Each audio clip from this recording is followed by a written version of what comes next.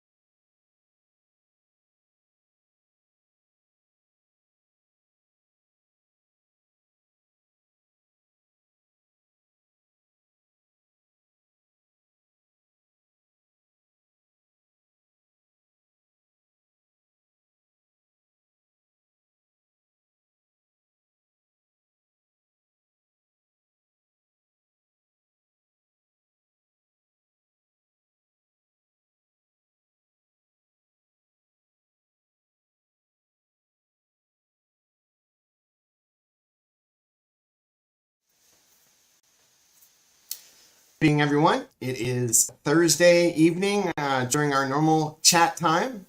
Welcome to Fed PM Pro.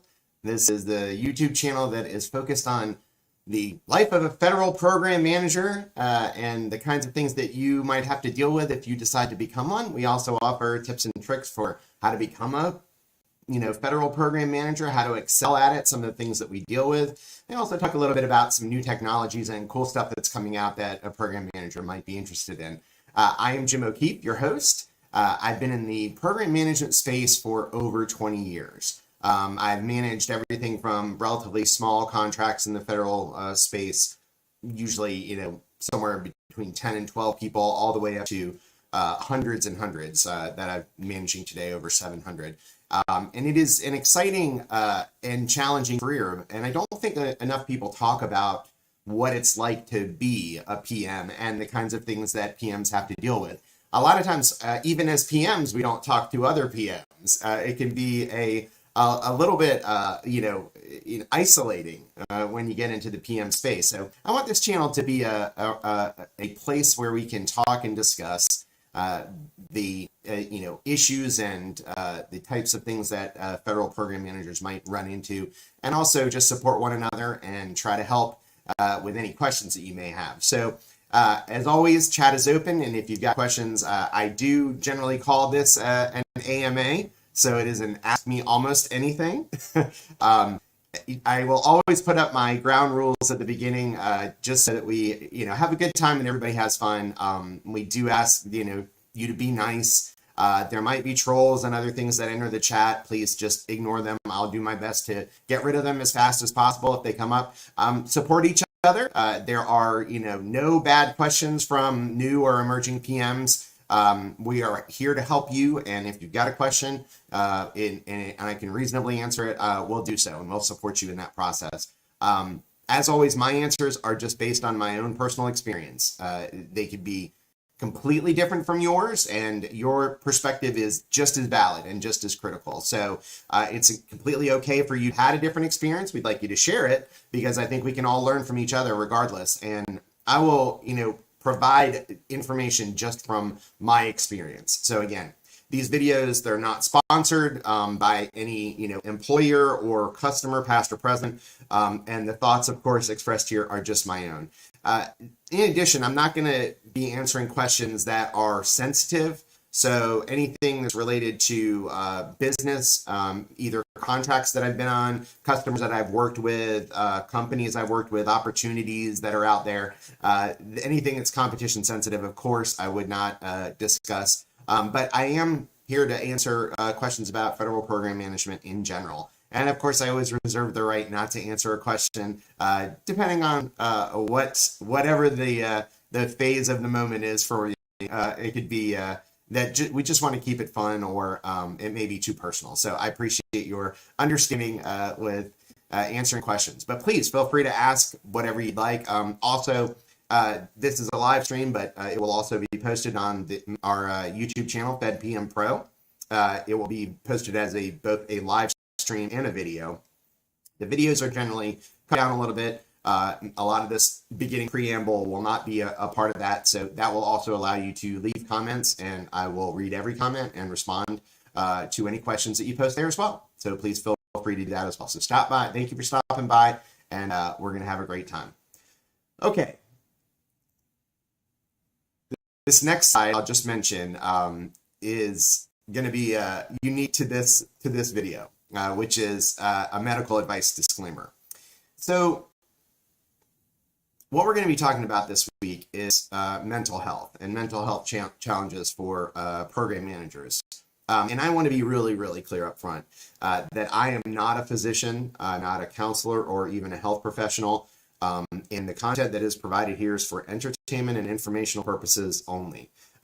It is a very serious topic, and I don't want anything that is said here to be taken as medical diagnoses or medical direction in any way, shape, or form. Please always seek the advice of your physician or another qualified health provider with any questions that you might have. If you're experiencing mental health difficulties, please seek professional help as quickly as possible. Also, there are going to be some topics in here that might be stressful for folks, so please, your discretion is advised if you are concerned about talking or hearing about some of the mental health challenges that PMs face. But again, if you're in crisis, please seek immediate help and or call your emergency services. So that's the disclaimer. As I mentioned before, I'm not a physician, but you're going to hear me talk about some of the mental health challenges that we as PMs face because it's a huge part of this career.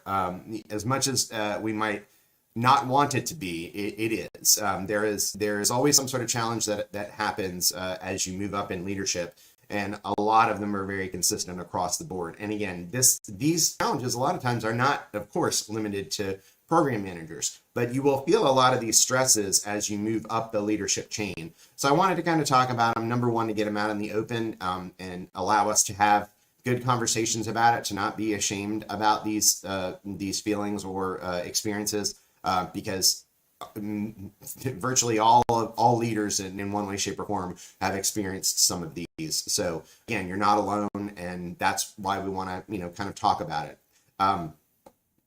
So I'm going to go through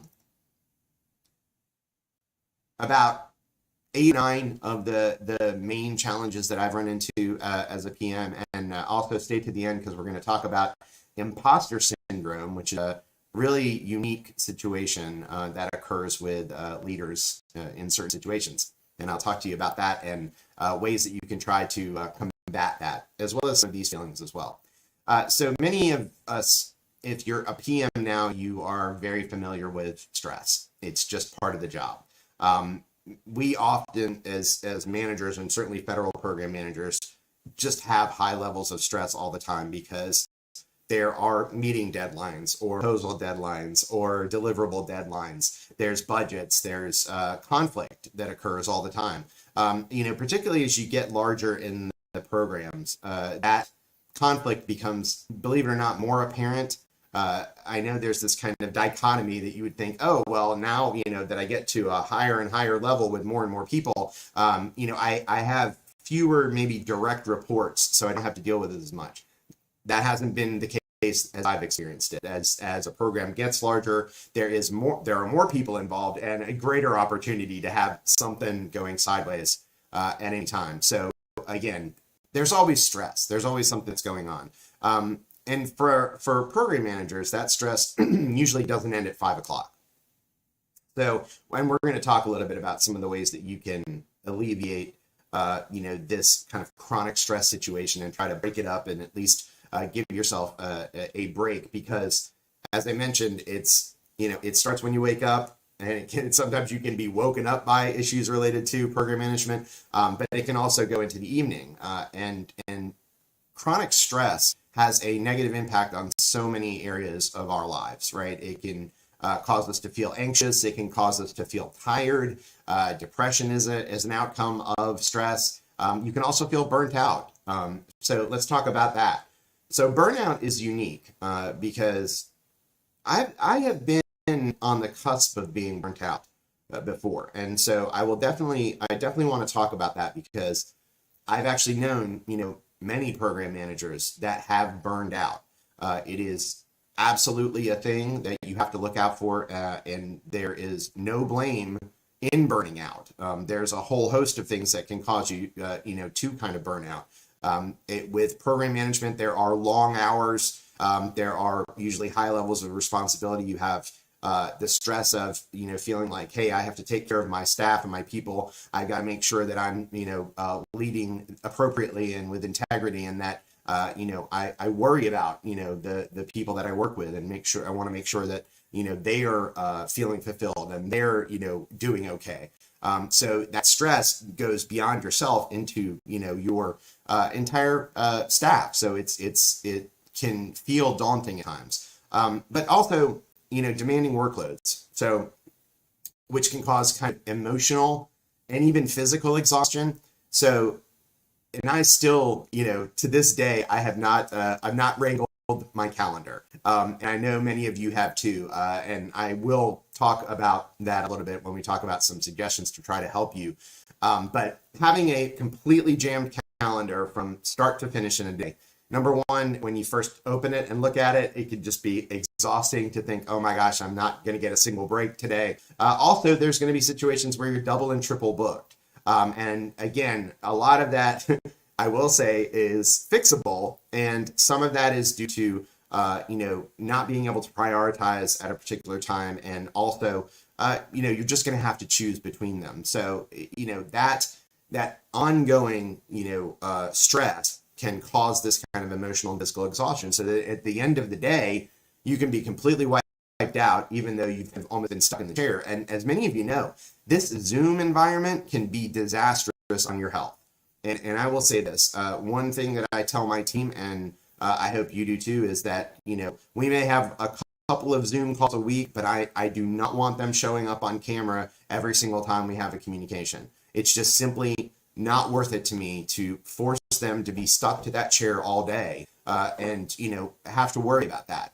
Again, you've got to have some trust in your direct reports and believe that that's going to happen. Now, I will say this, you still have to show your face. As a PM, it's even more important a lot of times for you to be visible. But it's something to think about, because what's going to happen is if you are on camera all day and you're not moving from the chair, then you are going to be sore, tired, exhausted by the time 5 p.m., 6 p.m. rolls around, and you're going to, want to crash, which again, we'll talk about ways that you can try to combat this, but you don't want to crash. You need to get some exercise, you need to get moving, you need to, have something good to eat, something healthy.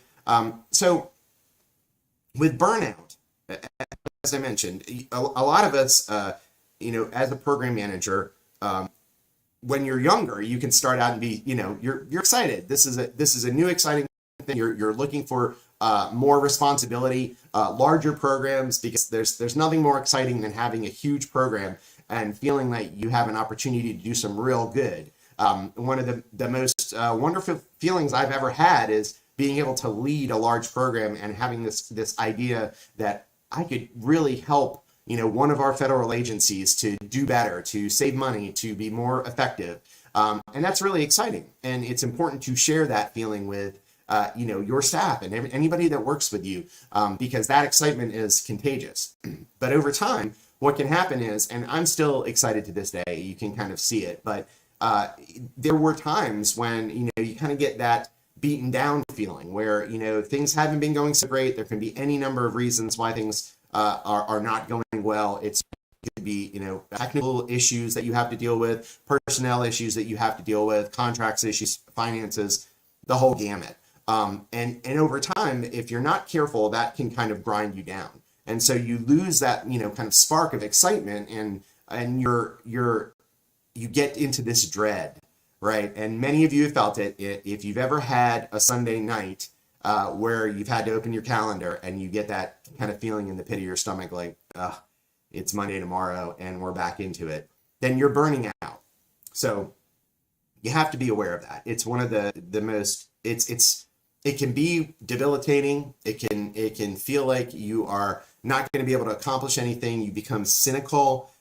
You're tired all the time. You have no desire or motivation to do more and to learn and to continue to grow. It can be really, really hard to perform any basic functions if you're in that state.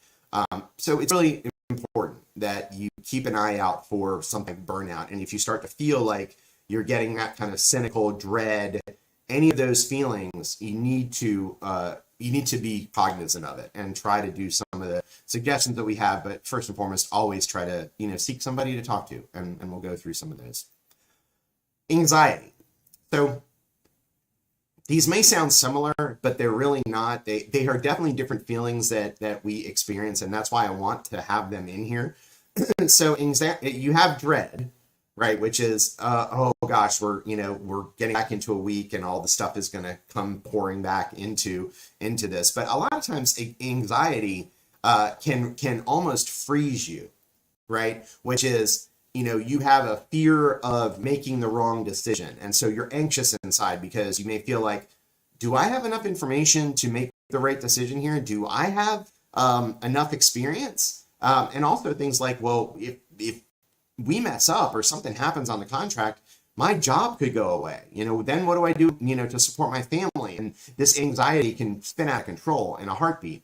And for anybody that's watching that isn't a manager today, a lot of your leaders and managers are feeling this way. And it's important for us to all kind of remember that, is that, no matter where you are, a lot of times you can be, kind of hit by this fear of failure, or fear of making the wrong decision, or this huge uncertainty about the future of your career. And it can be really difficult to kind of push through that. So a lot of times in that situation, where I was saying before, with burnout, you kind of get exhausted. With anxiety, you get kind of a nervousness, a restlessness. And a lot of times, not only do you have difficulty performing your job, but you will also have things like sleep problems, right? And I'll talk in a minute about, your sleep is going to be so important for your health. If you have anxiety, right before you go to bed, your mind begins to spin. And that's when you get into this loop and this cycle that you're not able to get out of. So you end up, instead of going to bed at a normal hour, and by the way, that's what my ring is for. It reminds me when to go to bed. It tells me about how my sleep is. And there's a reason that I'm wearing that, because guess what? I had issues with sleep in the past. Now I'm doing okay. The reason is because I'm keeping an eye on it and tracking it, and I do that. Whatever mechanism you use to do that. There are tons of apps now for your phones that can do a lot of this for us. So I do recommend use technology to help you keep track of these kinds of things. The last one on this page is depression, and I'm not going to go into that too much because, again, like I said, I'm not a mental health professional, but you can certainly feel this sadness and hopelessness when you are a program manager. There are a whole host of ways that this can happen. It can happen when you fail to perform at a contract level and you don't know what to do. You don't know how to fix it. Or something that's kind of out of your control has spiraled into your program and you just don't know, you've done everything you could correctly and you've worked and worked and worked and you've killed yourself to try to make sure that you were delivering the best possible program, and stuff just sometimes doesn't work out. In those situations, you can tilt into just hopelessness. Like, I have tried everything I can think of and nothing is working. And then you get that feeling of like sadness and you lose any kind of energy that you may have had. You're just exhausted all the time. And the one thing I'll say about depression is, and as I mentioned, these are experiences that I've had, virtually, all of them. And with something like depression, it can be really isolating. And I'll mention isolation here because I think for PMs, for people that are on the outside looking in, like for me, I'm an introvert. People cannot believe it when I say that I'm an introvert, but I have been, for many, many, many years, right? Basically my whole life. Although I do like to interact with people, if given the opportunity, right, I would be perfectly happy, sitting at home playing a video game or reading a book.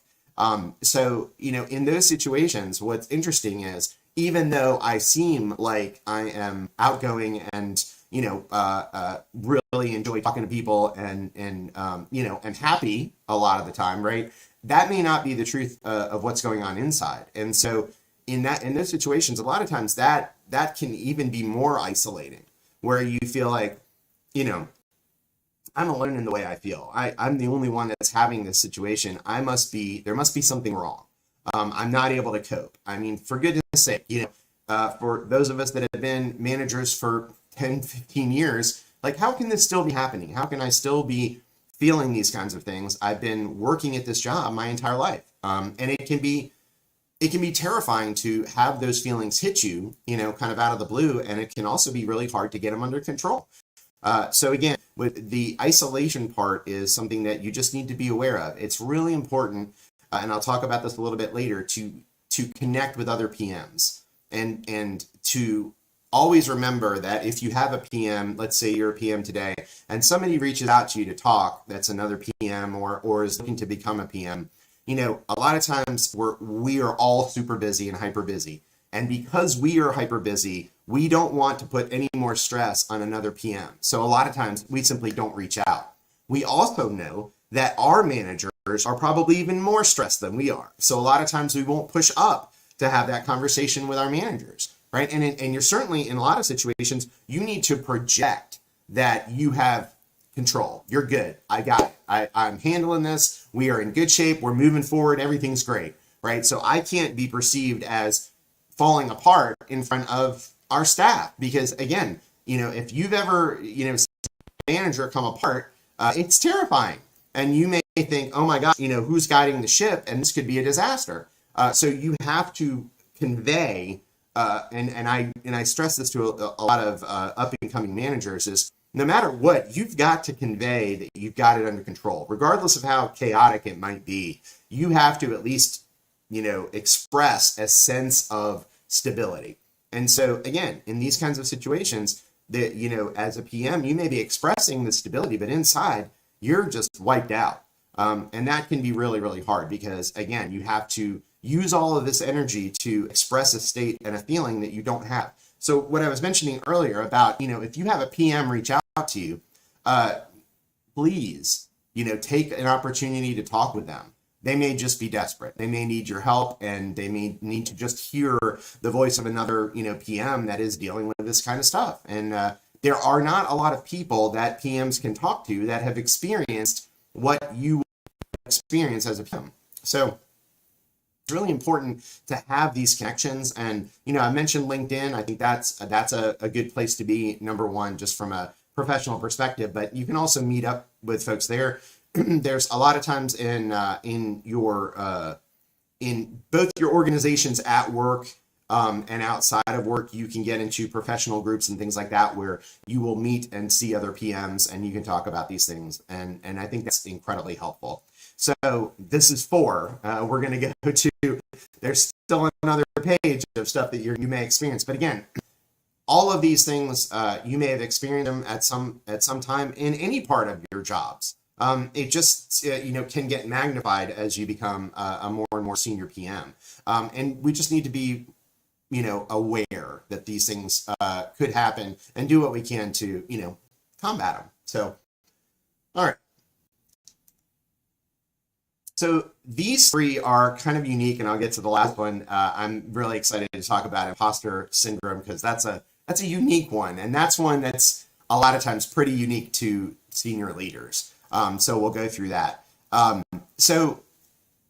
Work-life balance is kind of a culmination of a lot of these, pieces put together, right? Where, you want to make sure that you get time for yourself, right? Time for your family. And that's going to be hypercritical because so many of us, you are going to get completely wiped out by work. I guarantee if you asked most PMs that are out there today, they are not working 40 hours a week, right? They are generally working more. And sometimes it can get overwhelming how many hours you will work in the process of doing your job, especially when there's things that are happening, like you're in a proposal or you're dealing with a huge rollout or, some sort of technology change that's going on your contract.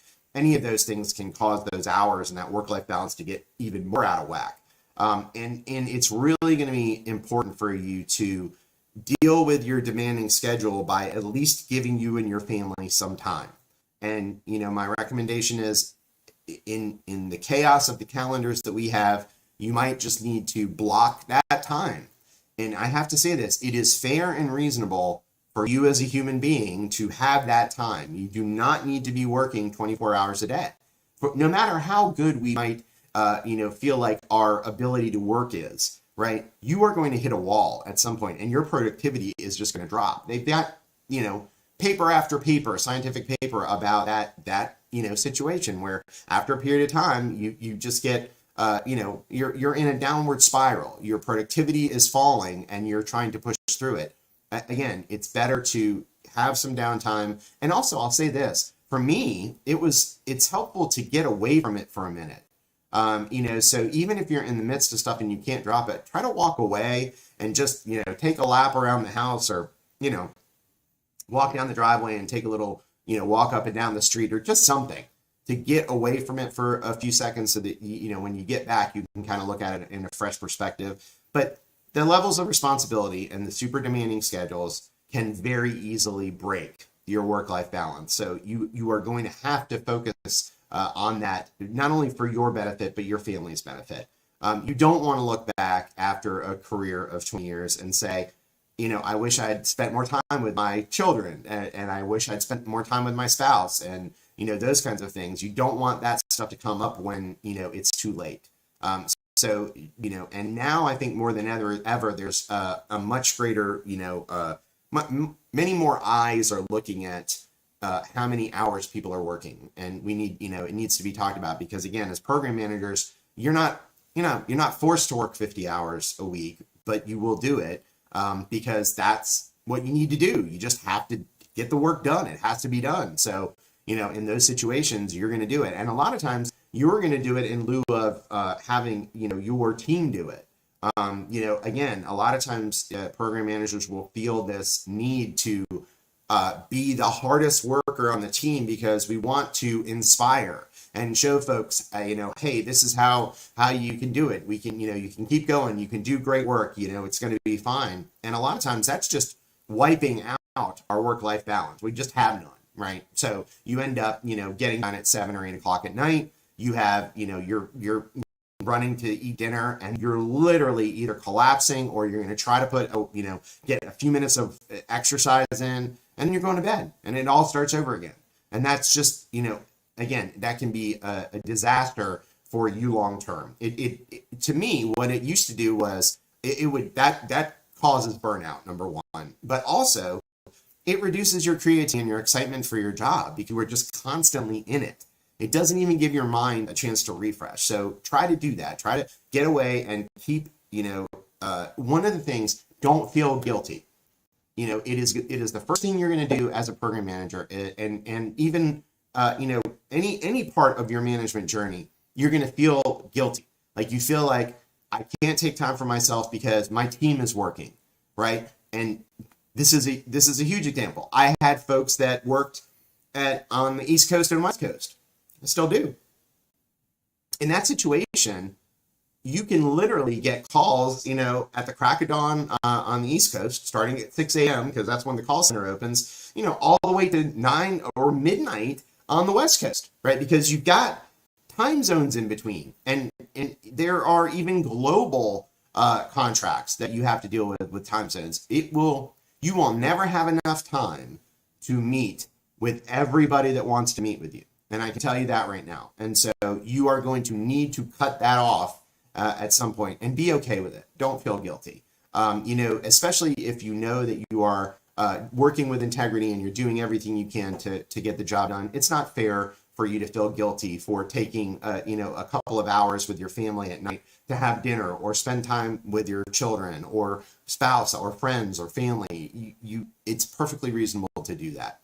So again, work-life balance is a huge deal. It always has been because for me, because I try to make sure that my team is aware of that too, right? And that's something you're going to need to do also, is you have to create a culture of this idea that family comes first, right? So that's really hard. And, I even cringe, thinking, is somebody going to hear me say that and judge me? That I'm not a good program manager if I say family is first. But if something happens to your spouse, there is no way you're going to be focused on the job, and you shouldn't be. I'm sorry.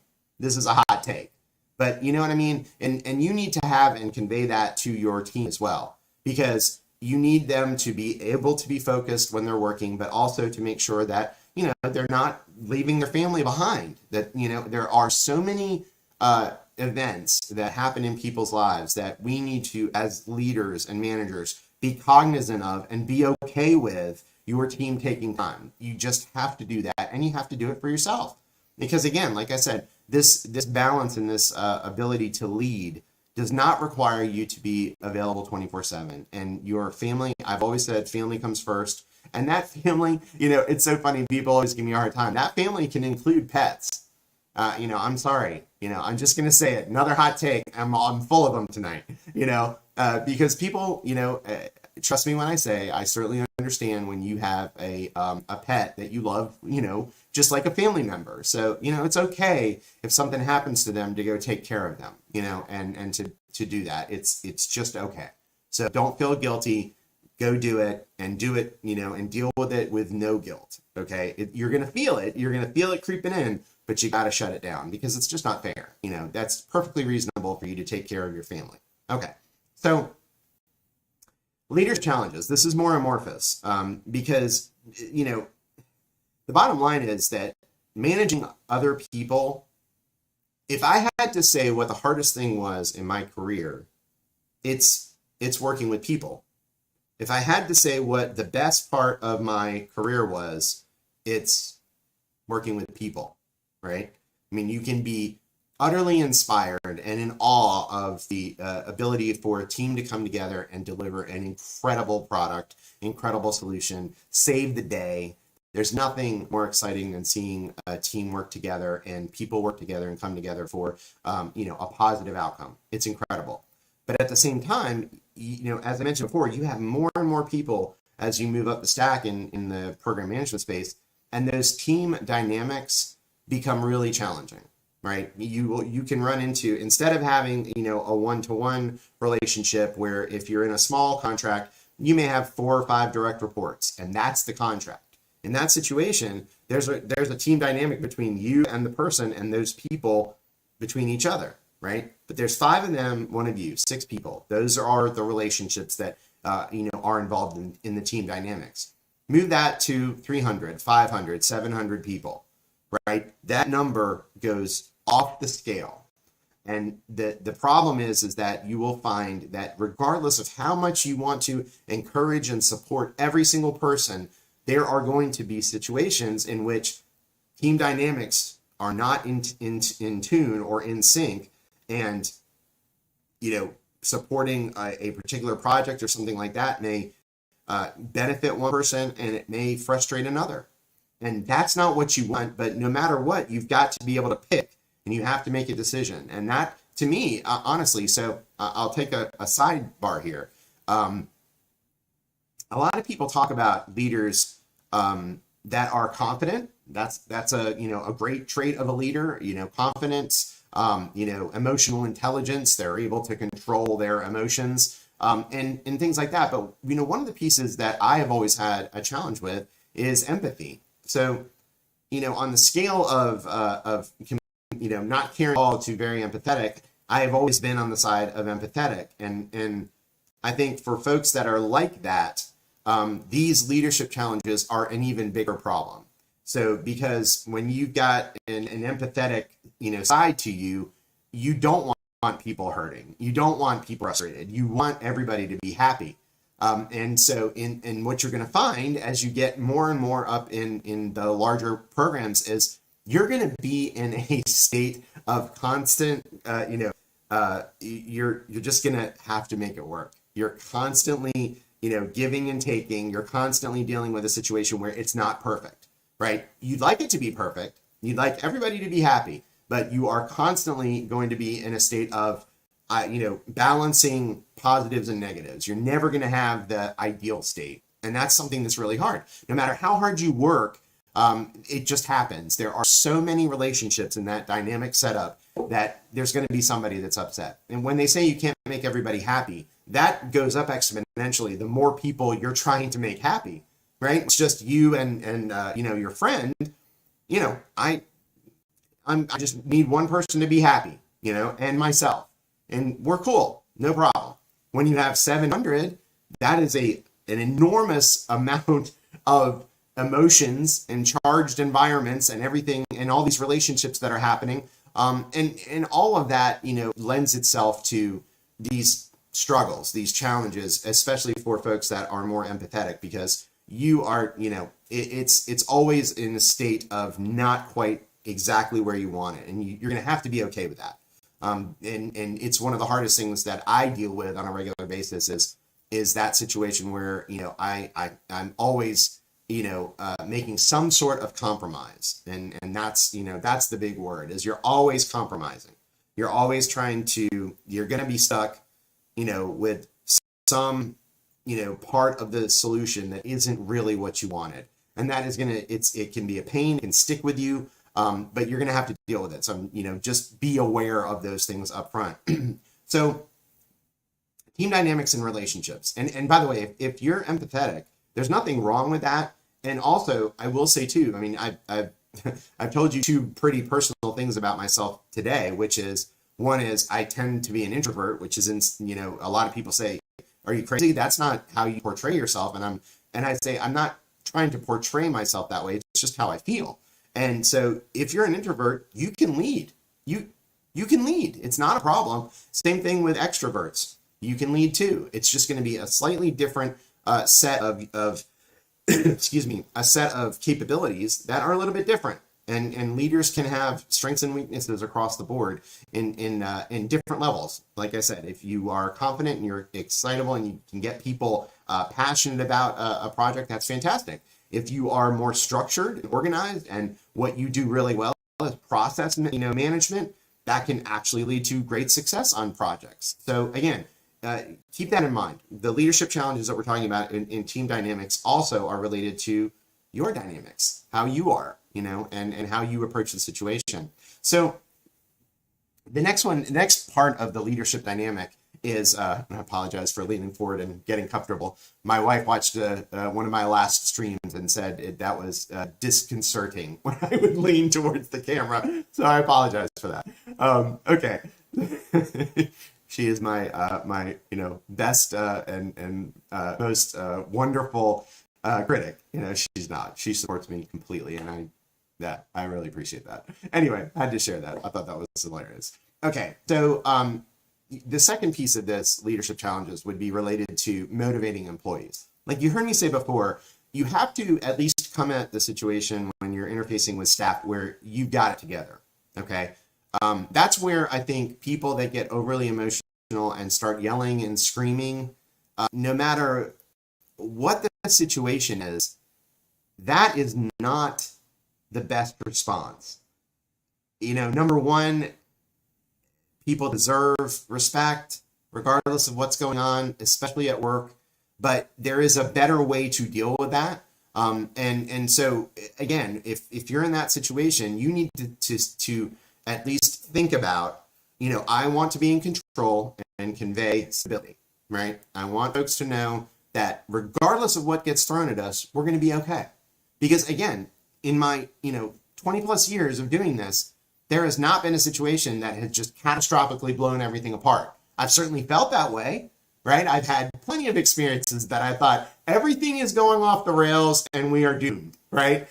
We had this running joke that, I think there was a Dilbert cartoon that said, we tried this 6 years ago, it didn't. We tried it 10 years ago. At this point, we're either going to be dead or in jail after this situation, right? And I say that just as a joke, but literally, for the most part, anything that hits you is going to be something that you can manage and deal with. Now, again, there are pieces that are going to be beyond that, which are things like you have to operate with integrity. So you can't get into a situation where there are legal bounds that you've broken. So, those things will destroy a contract in a heartbeat. And not only can they destroy a contract, they can destroy a company. So again, I'm joking around in a lot of these things, but you want that stability and that face of confidence and calmness. But it also has to be backed up with integrity, so that that you've done everything you can to make sure this is going the way it needs to go. Your customer knows that your number one focus is delivering them the best possible solution and product and capability that you can. So they know that, and that's part of this operating with integrity and building these relationships over time. So again, when you come at employees, come at them stable and calm, as much as possible. Now, and again, when it comes to motivating, this is, again, we've seen videos about this all over the place. I'm sure you've read books. There are the 5 love languages. There is just a million different ways to look at what motivates a person. And I was wildly interested in this when I started my career, because you feel like there's got to be a key that I can unlock for each individual, so this person, really cares about money. and this person really cares about, status, and this person really cares about flexibility, whatever. It's Maslow's hierarchy all over again. But then you really begin to realize that motivating a person is not a lock and key situation. It just isn't. And it can also be really frustrating for you to try to, figure out what that combination is to motivate this person. Because there are going to be some folks that you are simply not going to be able to motivate. And that was a realization that took, years for me to get to, was that as excited and passionate as you are, there are folks that are going to come into your organization that are not motivatable. They're not trainable. They are not going to change. And that has to be okay. But also, you've got to identify whether that mindset will fit within your organization, because that can also be a mess if you have somebody that's, demotivated or even destructive in an organization. You've heard the term kind of cancerous. It can grow and cause a whole bunch of problems. So you do have to be very cognizant of that situation and aware. But to motivate people, like you heard me mention before, I kind of jokingly said Maslow's hierarchy. But a lot of people do have some motivational pieces, and it is important to understand what some of those levers are, so that when you have discussions, open, honest discussions with employees, that you understand and try to understand from them what is the most important thing about, where you want to be in your career and what you want to do, and that can help you understand, this person's really into learning and they like to explore new things. So give them as much training as they could possibly want.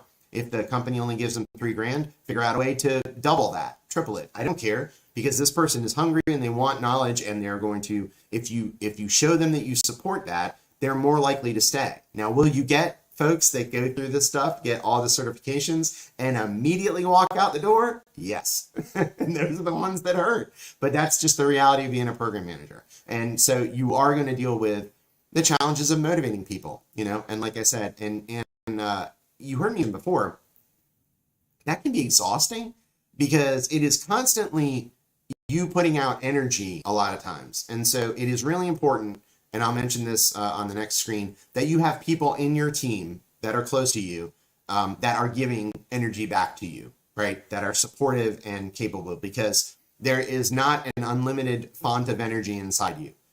There is a limit. And if you are constantly pouring into other people, that energy is going to go away and you are going to get into burnout. It's exactly, what we were talking about before. And a lot of times, and I'll say this too, because you may have experienced this, when you fully burn out, it can be almost impossible to recover, from that burnout with that customer. Like it can just be like, I've got to get out of here.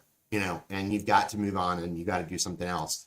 So it's really important to know when your energy levels are dropping and what's causing that, and surrounding yourself with, people that will support you and also provide you motivation. I get very motivated when I'm having a conversation with, employees that are excited and they've got new ideas and they're thinking outside the box and they're being creative and they're trying to solve problems. That is something that I get motivated by, and I feel that kind of excitement, and so when you walk away from that kind of interaction, you feel energized, right? So as a PM, one of the things you have to look at is every interaction is going to go one of two ways. It could go three. It could be completely neutral and there's nothing that happens. It's either going to take energy from you, where you're going to be either having to deal with a situation that's not great and maybe you have to be doing some sort of kind of discipline. That is really, tends to take a lot of energy out of you, especially if you're empathetic to the employee, but sometimes you just have to do it. Versus situations in which you walk away from it, kind of motivated. You walk away from it excited, empowered, you feel really good. If those two don't coincide, a lot of program managers will say, hey, look, I'm constantly on this side, the side of where you're burning energy and you're sending, pushing it into people all the time and expending it, and you're never getting your tanks refilled. In that situation, that is an absolute, perfect example of what, will cause burnout. So just be careful. Again, motivating people that could be an entire discussion and talk. There are books on it. There are courses on it. There's entire, careers based on motivation. So it's tough. So don't feel bad if you're starting out and you're having difficulties figuring out how to motivate people. It's one of the toughest things in the world. So be okay with that and be okay with learning. The other thing that I'll mention is conflict. I tend to be very conflict averse. Another tidbit about me, I don't like confrontation. I can do it, it's part of the deal. Once you get to this point, you have to be able to confront and address the situations. That's okay. I do it. I don't like it, but I'll do it if we need to. And you've got to be that way too. When you reach a point where conflict is inevitable and that's the only way that you are going to resolve the situation, be okay going in and doing it. You have to be confident in that, and you have to be okay with that. You are the one making the decision, and you need to be able to make it with confidence and quickly. Okay, so anyway, that whole piece about conflict is something that a lot of us require training on. And again, if you have conflict, you have to do it with respect, right? You have to still deal with the fact that this is another human being. So there will be conflict. There will be things that upset the situation. There will be people that will lie to you. There will be, information that is kept from you, a whole host of different interactions that can result in conflict. So, from the start of your career, try to learn about conflict resolution. Almost every leadership, training session will have something about, conflict resolution, because it's hard to do. So, okay, so we talked about a lot of the, basics, right? We've all experienced a lot of those pieces that program managers have to deal with. But the last one that I want to spend just a few minutes on, and then we'll go into some ideas for how you can improve these situations, is imposter syndrome. So I prefaced my talk tonight with a post to LinkedIn where I said, have you ever felt like you don't deserve your job? It's a weird question, right? That doesn't seem like something that would happen, especially for somebody that's, been a leader for a long period of time or has worked really hard to get into a leadership position. But it is something that happens to a lot of us, and it's happened to me, where, what imposter syndrome is this fear of being found out. Like somehow I'm gaming the system and somebody's going to realize that I am not qualified to do this and I don't know what I'm doing, or I'm a fraud. I'm not trained enough for this. I can't do this, even though there is significant evidence and experience to the contrary, right? You have worked, for years to become an expert in the area that you are managing. You have the credentials, you've done the work, but you can still have this feeling that I'm not good enough. I don't deserve this. What am I doing? And that fear it can really mess you up. Like what it can do a lot of times is really impact your confidence, and it can impact your performance because you're less likely to do things like cool, exciting risks. Like you're less likely to, try new things. Because if I screw this up, then everybody's going to realize that I really don't know what I'm doing, and that kind of stuff. And that by definition is going to reduce your ability to innovate, reduce your ability to kind of move on your feet, and quickly make, decisions, to do new things and exciting things and take risks. Risk isn't always bad, right? We've been trained that way. There is risk, that you can balance and you can work with. So in that situation, when you have this imposter syndrome, you are way, way more risk averse than you would be in a normal situation. You're just not going to step out at all. We're going to keep things in line and we're just going to glide along. And what that ends up doing for a lot of us is the performance on contract, can just stabilize. You're delivering. That's fine. Everything's going okay. All your SLAs are being met. Your deliverables are on time. But you're not exceeding the customer's expectations. You're not trying to figure out ways to save them money by, using emerging technologies or trying some new innovative technique or technology to improve and speed up processes and things like that. It's just none of that's happening. So, okay, sorry about that. Make sure that we're back. It looks like we lost the connection for a minute.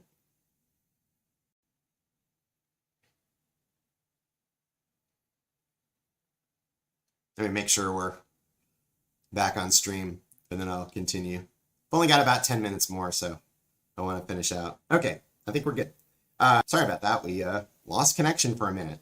Okay, as I was saying before, you are, in a lot of cases, your worst critic, right? You are the one that has this insanely high bar that you need to exceed. And in all those situations, that bar can make you feel like you're never going to reach it. Like, okay, I got the $3 million contract with 20 people. Okay, so now I want the $10 million contract, with 50 people, or whatever the numbers are, right? Or I want the $300 million contract with, 250 people. Or I want the $1 billion contract. It never stops. There's not a ceiling here. You can always continue to go up the stack. And even there, you can take a left turn and you can, go towards account management and vice presidencies and, those kinds of things. So there was always another step. And you want to get a gauge in your mind about where do you want to target? Where do you want to be? And again, keep it rational and keep evaluating. Am I doing things that are helping me to get to that position that I want to be in? And if you are, then you're not an imposter, right? Because the fact of the matter is that there are fewer leaders than workers for a reason, right?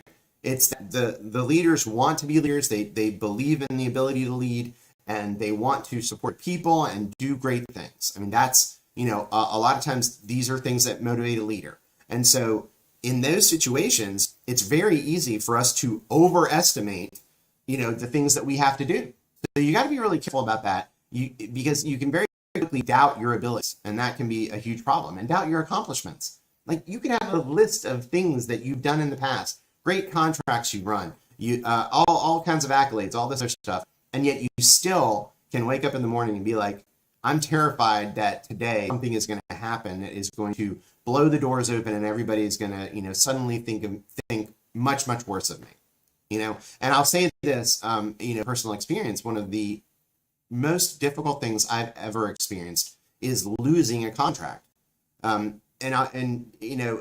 This is something no PM wants to talk about. I'll just be honest, right? Losing a contract, and we all know this, is the PM's worst nightmare, because you take all of that completely on yourself.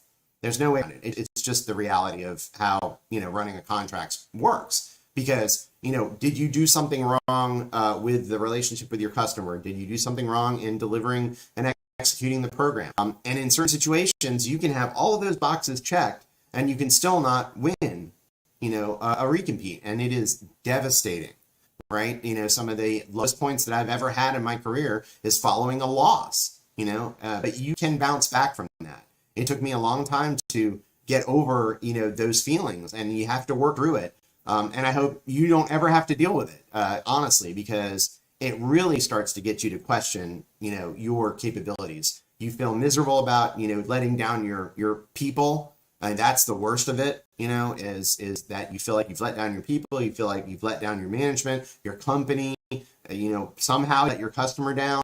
And you're constantly looking for what caused this situation. That will blow imposter syndrome out of the, it'll blow it up. That's a perfect example of where you start to question everything that you do. And so you've got to, in those situations, get back into, another position quickly. Find another, you can continue to do PM work, and you should, if that's what you want to do, because you are trained to do those things, right? You can always look back and know that you have this feeling that, the PM is ultimately responsible for that contract. It's just how everybody feels, right? Without speaking it out loud, so you have this pressure on you that I've got to make this thing succeed. And if I don't, like I said earlier, you've let everybody down. The whole thing is just a mess. It's a disaster, including yourself. You've let yourself down. And in those situations, you've got to be able to realize that even through that loss, you have learned something. You have tried to, review it and figure out where things may have gone wrong, or even if you've learned about yourself, how you react to these things, that's a benefit. It's something that you've gained that is going to help you in the future. So in that situation, again, losses are the hardest things. And I will probably dedicate an entire, kind of episode to talking about how to come out of that, because it can be really hard. But with imposter syndrome, it's one of those weird challenges that many of us, will run into. And it's somewhat unique to leadership, right? Because you by default have to be in kind of a leadership role to feel like you're not deserving of that role. So it's kind of unique, and it can really impact your ability, to get as far as you would as a leader. It can impact your ability to reach your potential. So again, interesting stuff to keep an eye on. It's one of the weirdest sensations, but I bet many of us have had this feeling, and it's perfectly normal and completely okay. So yeah. So with that in mind, we'll go to for the last couple minutes. I just want to give some ideas and thoughts around things that I've tried to do to help address some of these, in my situation.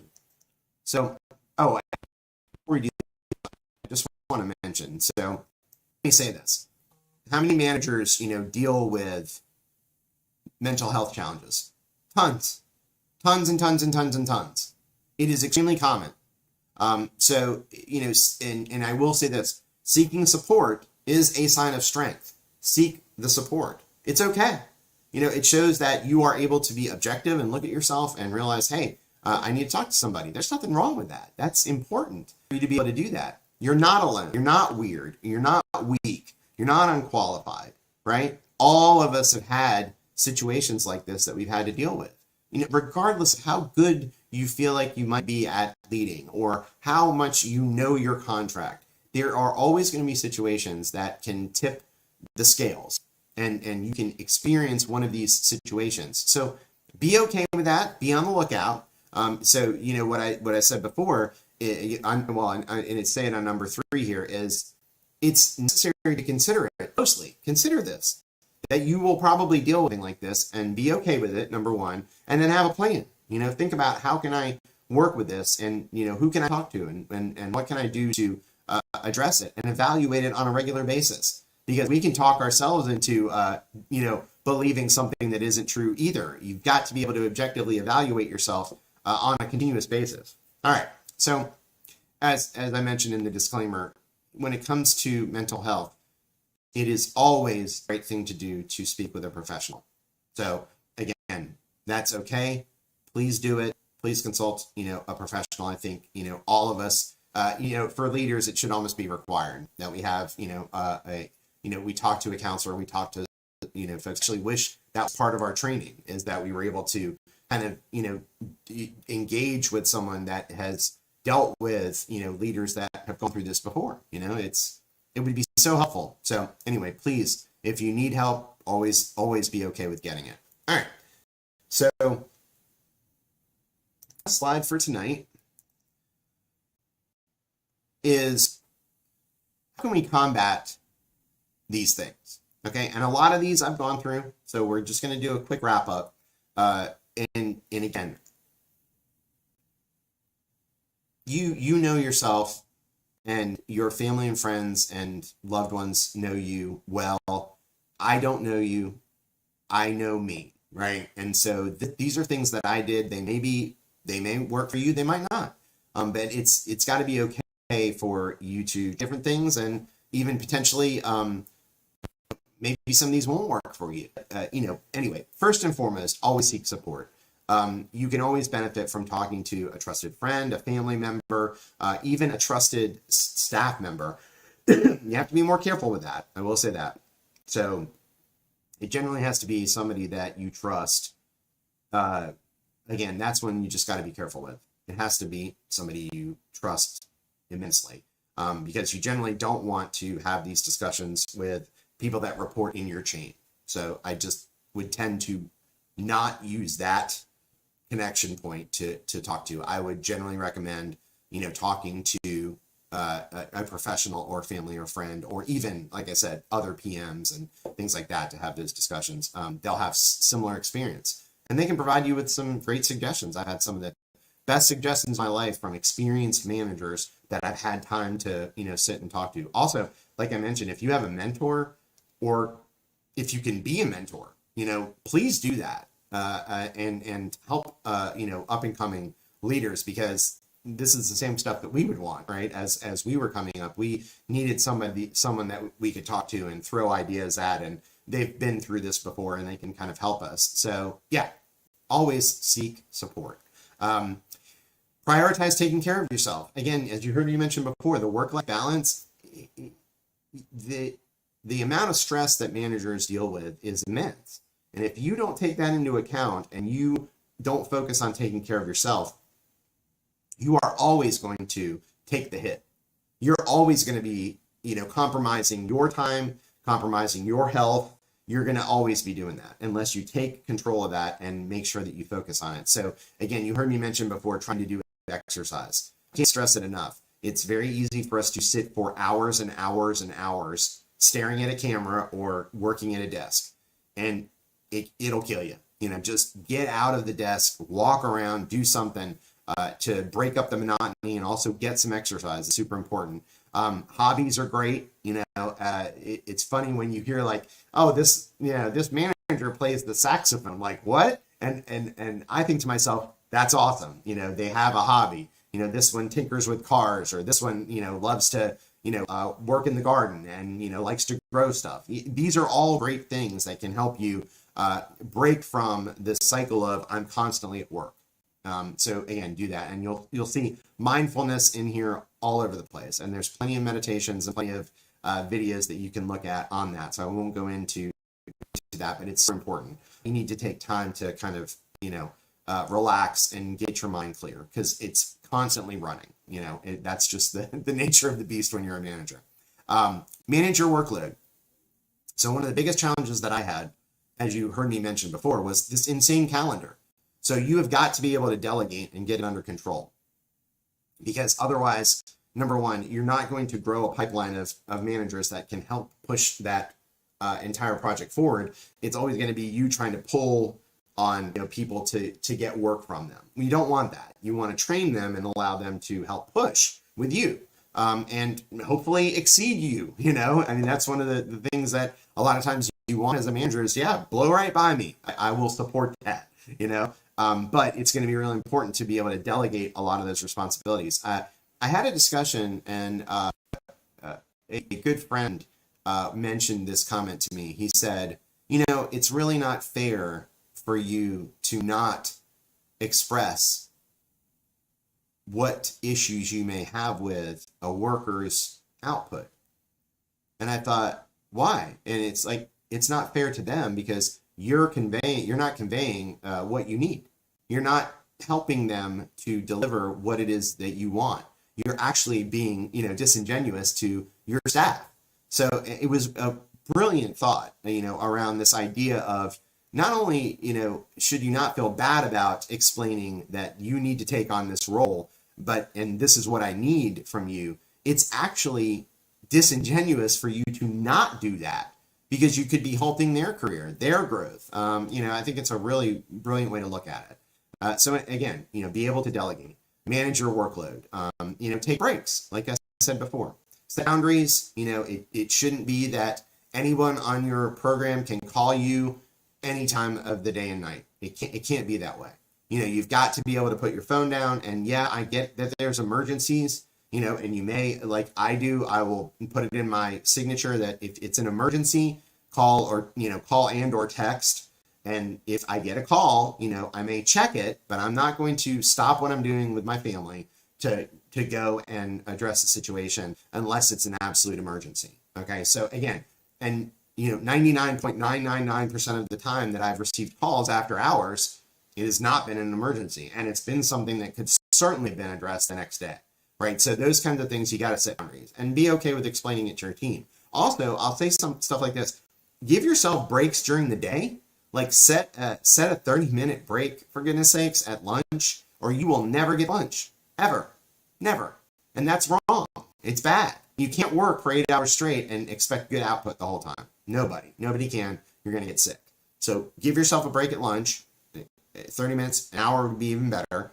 Also, give yourself a break at the end of the day where you can recover from the email deluge that you've been ignoring while you've been in all your meetings. Give yourself 30 minutes to an hour at the end of the day where you're not, and trust me, people will overlap, that break, but at least it's there.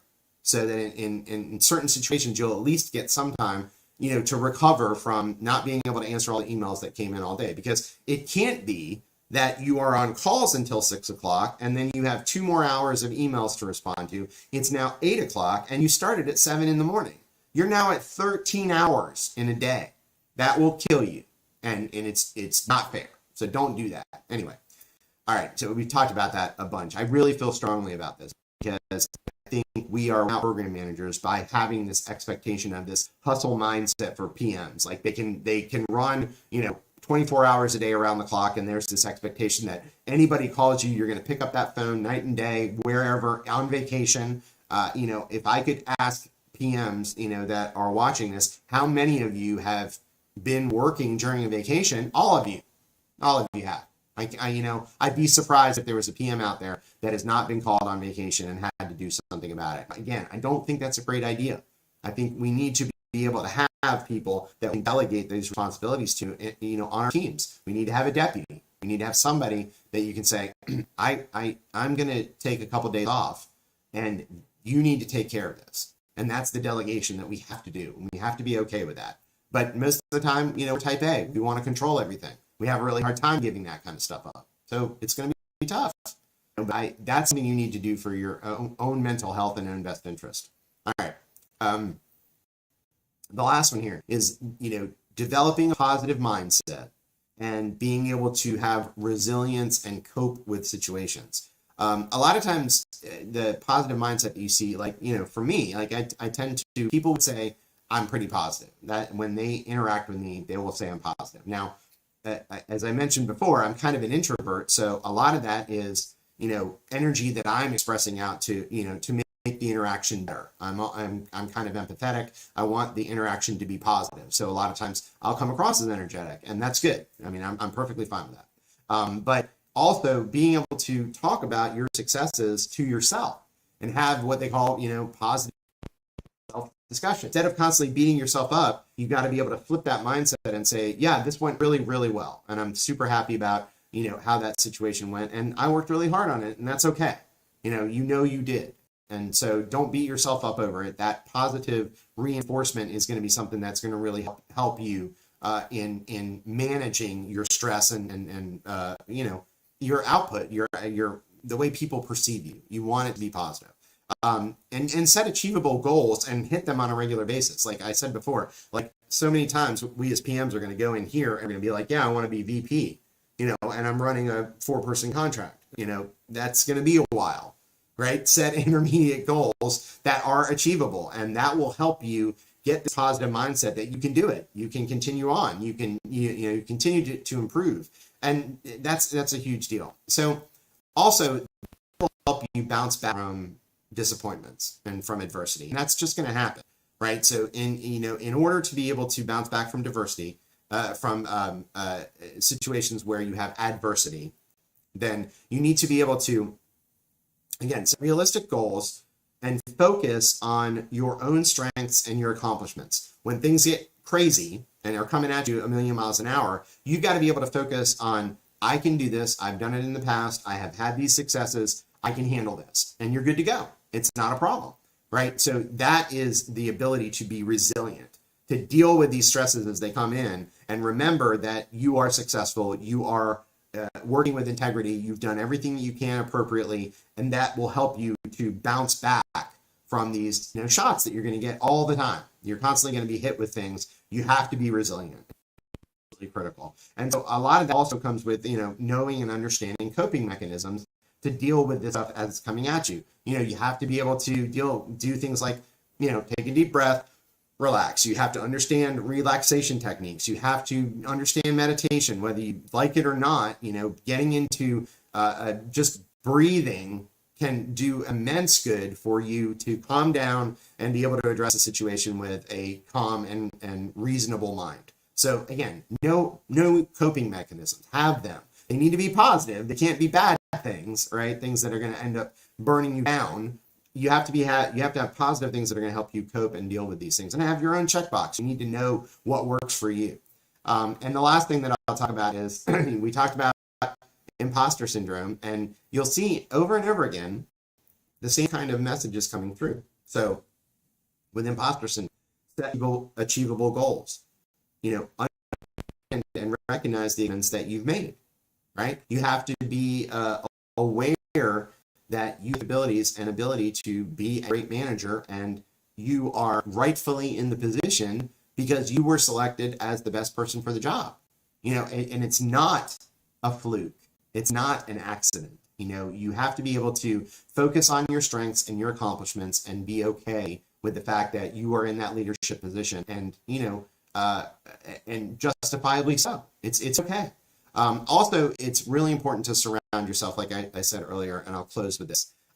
Having supportive people around you, people that care for you, have your best interest at heart. Also, people in your, what I would say, kind of almost inner circle, your direct reports, that are going to help to strengthen your organization and help to be a push, a pull on those things. They're invaluable when you have somebody in your organization that does that. I'll mention, recently I had somebody that's in kind of my, inner circle, email me about, hey, I saw that you were overbooked on this meeting. I can take that if you want. And it's like, wow, that would be amazing. Yes, because I've got to go to this other meeting, but if you can take that one, then that's less stress on me and I don't have to worry about it. Instead of stacking another meeting on top of it, they actually took one away. And that kind of situation, having people like that, you will appreciate so much more, when they do something like that and you have those people around you, because they do exist, and you need to foster that kind of culture of support and helping out, because again, you need that, and your staff needs that. You need to know that you're going to be there for them. For you. It's all right. So I will close with this. There are a lot of challenges being a program manager, no question. There are also a lot of positives, and I will talk about the positives before. A lot of the issues that you run into as a program manager are addressable, if you're aware of them and you can manage them. You're a manager, you should be able to manage this too. And there are plenty of ways in which you can do that. Please take, some of these to heart. And also, like I said, go and seek advice from, counselors and things like that, because they could have a completely different, option for you that may work perfectly. Because like I mentioned before, we're all different and different things work for us. So you got to be okay and keep trying. Don't ever stop trying to find the things that are going to help you cope, because there are things out there for everybody. So you need to do that. It's not the end of the world, right? To have mental health challenges. Everybody is got them. It's all over the place. And so just be aware of that and be okay with that and seek support and help when you can, right? So I'll leave it at that. The program management career can be incredibly challenging, but it can also be incredibly rewarding. There's going to be ups and downs throughout the entire process. The main thing that you need as a program manager is to be prepared for that and have responses that are kind of in the wings, ready to go when you run into these situations. I think you'll be happier, you'll be more resilient, and you'll be able to deal with a broader range of challenges than you ever thought you possibly could. All right. So if you're having any of these situations and issues, know that you're not alone. There are plenty of us that have dealt with it and are dealing with it. Reach out to a program manager. Hopefully they'll be able to speak with you also reach out, a mental health professional. They're invaluable. I can't recommend counseling enough. All right. So I know this was a little heavy, but I hope it helped. And every Thursday, we have these chats 7 p.m. Eastern Standard Time on the Fed PM Pro channel. So please stop by. I'm always looking for ideas and suggestions and questions. So if you have any, please post them in the comments or the chat, and I will look at them as possibilities for future episodes. And that's what this channel is for, is to try to help anybody that is looking at becoming a project or program manager in the future and has questions about what that career will be like and what they can do to prepare themselves. Again, if this helped and you enjoyed the content, please consider liking. Also subscribe. As I mentioned, we'll have these every Thursday and continue to provide information on becoming the best possible program manager you can be. So with that, continue eating and continue being the best person that you can be. Thanks.